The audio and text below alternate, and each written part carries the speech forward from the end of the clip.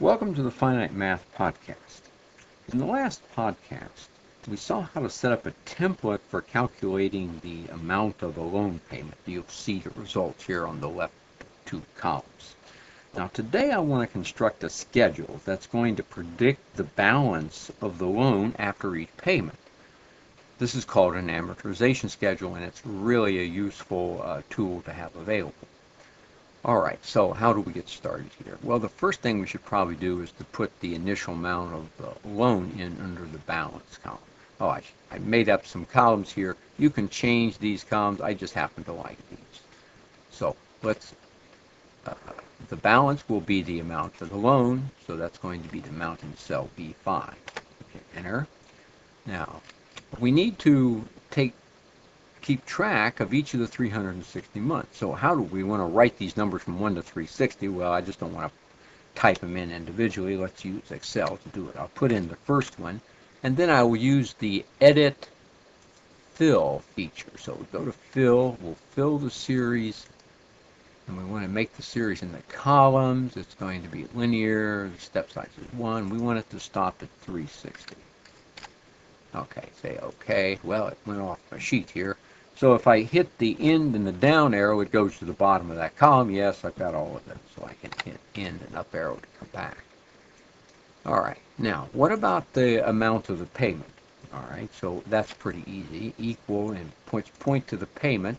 Now, I want to make sure that when I copy things, the payment won't change from $899 to $325,000 for the second one, so I'll have to make this an absolute reference. I'll press the F4 function key and enter there. That's good.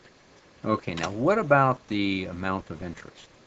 Well, we've calculated over here in cell B10 what the monthly interest rate is, and since we owed the $150,000 for 1 month, they're going to charge us the interest on that. So we take the balance that we owe times the monthly interest rate. And again, I want to make this into an absolute constant. I don't want that monthly rate to change. All right, so $750 of the almost 900 goes to interest. Now, how do we figure out the balance? This is like we did for a decreasing annuity previously. What we could do is we could take the balance that we owe. We want to subtract our payment, and then, of course, add back the interest. Or you could add the interest first. Doesn't matter. Okay, so there we see the value that we owe after that first payment. Now, the fourth column over here is the cumulative interest. I just like to keep track of how much total interest I pay. Now, we can tweak this a little bit.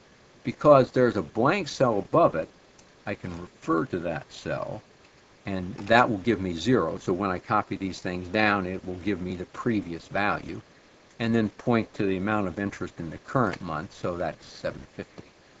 Okay, so, well, that's 1 month. Now, we only have 359 to go. We can do this in one fell swoop. Okay, let's highlight all of these, and because I've put in my numbers down, indexing things, all I have to do is to go to the fill handle here and double click it,